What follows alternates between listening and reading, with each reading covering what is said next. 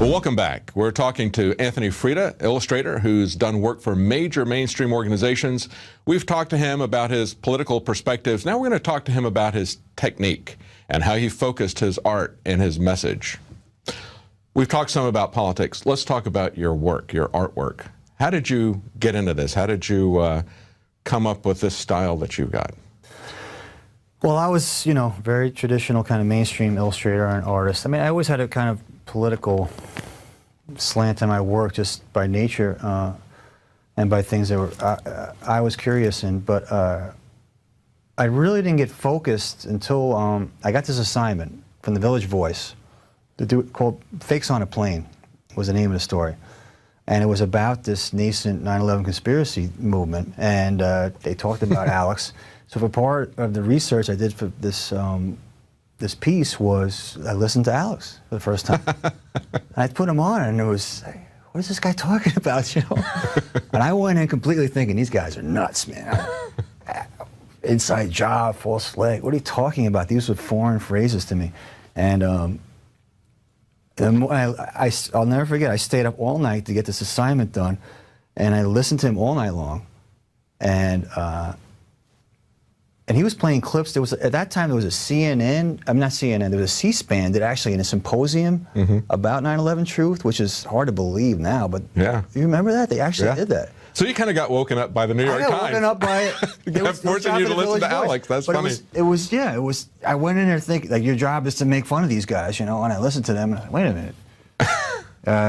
It kind of makes sense. And then the more I listened to it, and he was backing it up with facts and experts and, military guys and intelligence guys and people that knew what they were talking about and weren't insane. And it just all started clicking and making sense. And I realized, my God, I felt like I've been duped. I felt like, man, I fell for this mainstream. You get conditioned to listening to the news. You listen to it and you don't question it. Who wrote that story you're listening to? Nobody ever thinks that. See Wolf Blitzer blabbering on at one of these talking heads. Who wrote that and what was their agenda? And nobody even ever questions that.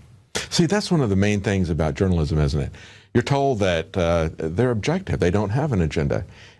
I think that if people say they don't have an agenda, either they're incredibly naive or incredibly dishonest. Yeah. Everybody's got an agenda. Of course. I mean, your worldview, your perspective, what you understand or believe about the world, that's going to influence even the stories that you cover. It's certainly going to influence the way you see these stories, right? And that's fine. I mean, you're entitled to it. Exactly. Your own. So I prefer to go out to. I prefer to go to people that don't present themselves out there as some kind of distanced, objective source, but they've got a point of view that they're advocating. That's I like to see this guy over here, this guy over here, this guy over here. See how they're advocating for their point of views. They're honest about it. They say, here's where I'm coming about. I'm passionate about this. I've researched this. This is what I believe, instead of saying, well, I don't really have a position on the issue. They do have a position on the issue. Well, they do. And they're the thing about when you go to Infowars.com, there's a byline, the writer, and you can research that writer and see what their point of view is, see what their perspective is, whatever their website is. It's probably a pro-constitutional, liberty, anti-war perspective, which is fine. It's proof in the pudding there. But when you see something on the news, there is no transparency. You don't know who wrote that. It doesn't say when they're reading that script who wrote it on the bottom of the screen. Right. It doesn't say this is a White House talking point or Pentagon script. This is which is what it is. Right. They're just unquestioningly regurgitating or reading off a teleprompter scripts that were handed to them from the State Department or from the Pentagon or from the White House. And they present it as if it's news. And what does that word even mean, news?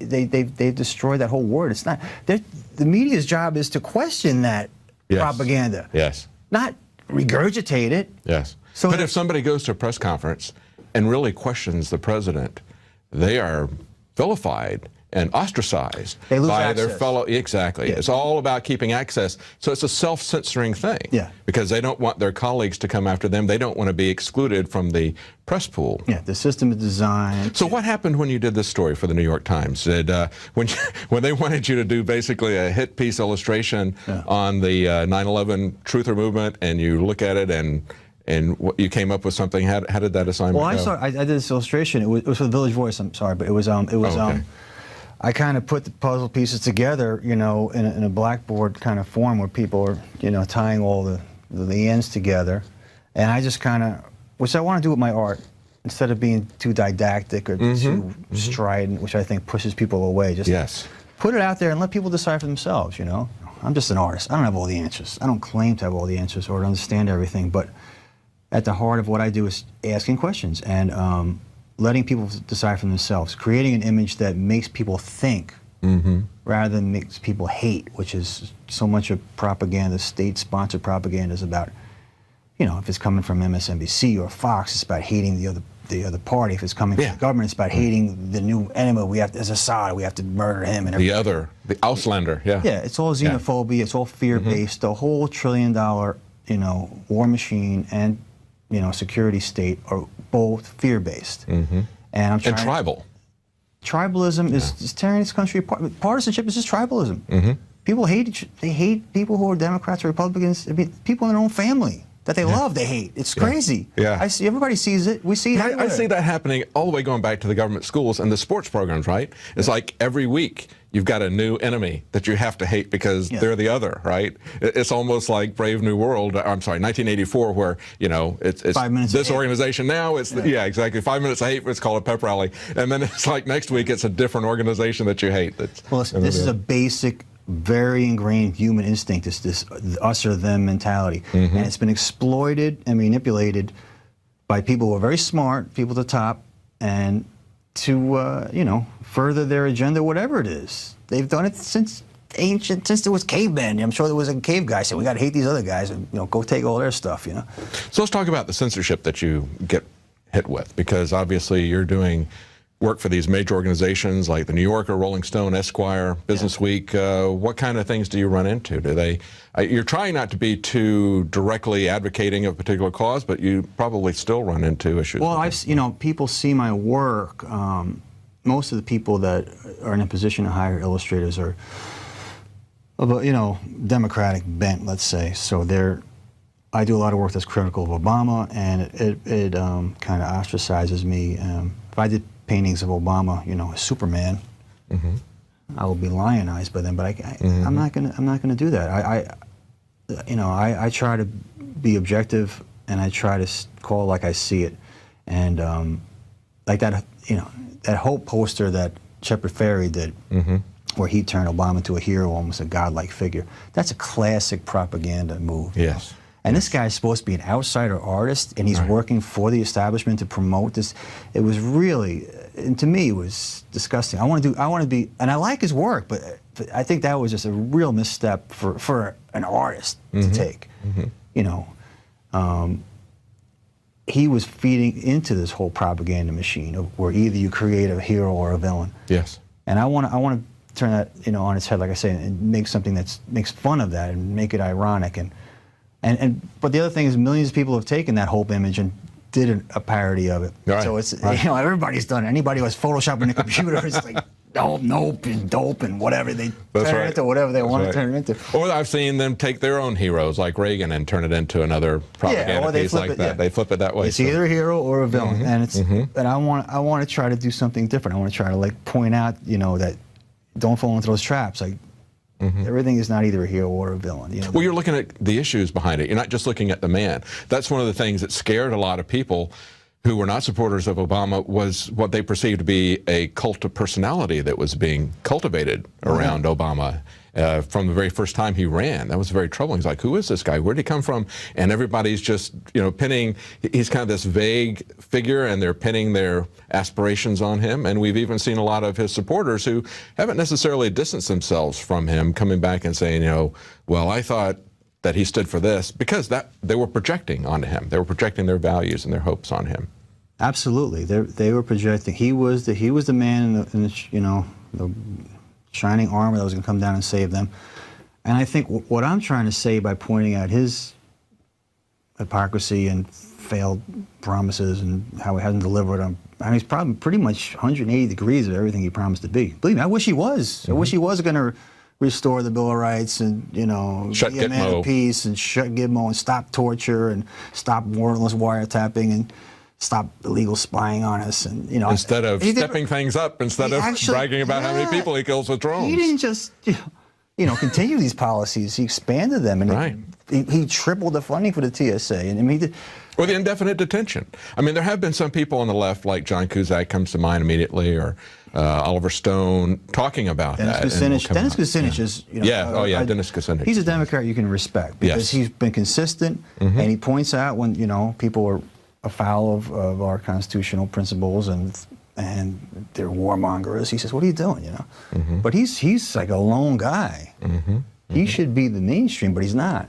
And the sad thing is, of course, the people that are criticizing Obama the most, people like Sean Hannity, you're going to see him totally flip. If it was a Republican doing these things, he would absolutely have no. We've already seen him do it. Exactly. Yeah, they already did it. Listen, where was he when Bush was taking away our rights? He was praising Bush for doing that. Yeah. Where was he when Bush was starting illegal wars? And, you know, so there's hypocrisy on both sides. It's not just the left-right. And this is the folly of the left-right paradigm. And this is what Alex talks about. And this is what I try to do with my art. I did this piece called Partisans, where I show, you know, I don't know if I can explain it in a nice way, but you see an elephant and a donkey and their posteriors.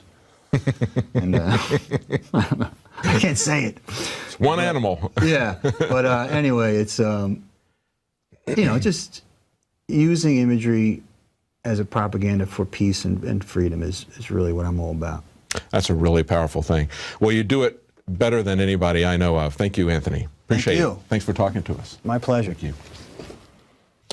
Well, that's it for tonight. Don't miss any of our broadcasts. Get a subscription to Prison Planet TV. You can share that with up to 10 other people simultaneously. Help people wake up and help us to keep this operation going. We'll be back weekdays at 7 Central, 8 p.m. Eastern.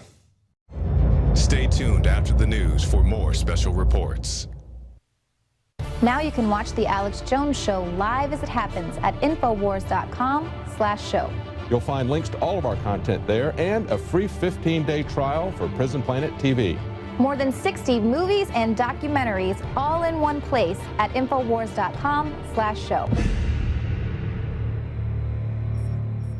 Organizations.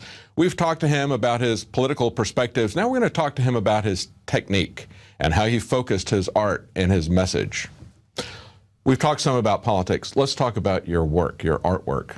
How did you get into this? How did you come up with this style that you've got?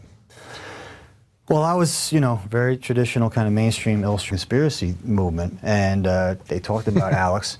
So for part of the research I did for this this piece was I listened to Alex for the first time. And I put him on, and it was, what is this guy talking about, you know? And I went in completely thinking, these guys are nuts, man. Inside job, false flag. What are you talking about? These were foreign phrases.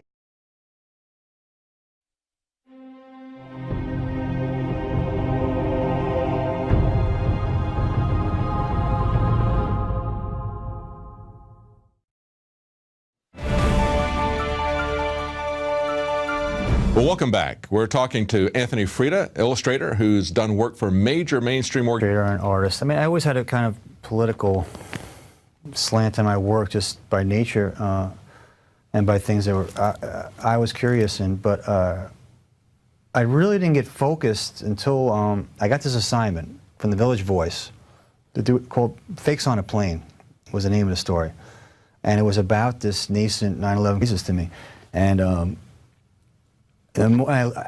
never forget, I stayed up all night to get this assignment done, and I listened to him all night long, and he was playing clips. There was, at that time, there was a CNN, I mean not CNN, there was a C-SPAN that actually in a symposium about 9/11 truth, which is hard to believe now, but you remember that? They